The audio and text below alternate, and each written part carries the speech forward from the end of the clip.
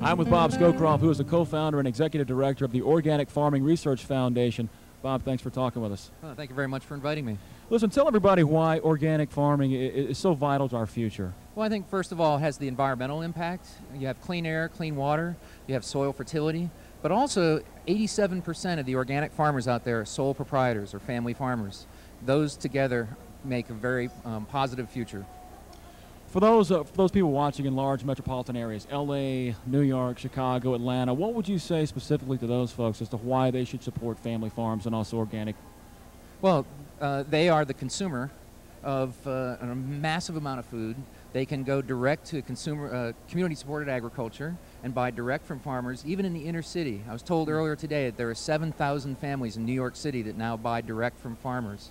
That money goes to the farmers. It doesn't go to 10 or 12 different middlemen and women out there. It goes direct to the farmers. That makes a big difference.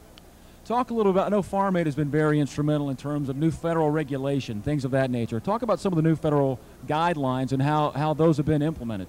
Well, you have about 13 years ago, a number of farmers got together and wrote something called the Organic Foods Production Act. It took 10 years to bring it all the way to the rules. They issued a really bad rule, and there was a general uprising. Farm Aid funded a number of groups to help organize around that. Willie wrote a letter, and that made national news. And we generated 275,000 letters to the Department of Agriculture. They withdrew the rule, they put out a new one, and it becomes effective on October 21st. Wow. How do you think the farmers feel having this kind of support from Farm Aid? Well, you know, it's pretty rural out there on a lot of farms. And when you see your fellow men and women that farm on TV, when you hear the music, when you hear recognition of your hard work, it makes a difference in the morning when you get up and go out to harvest.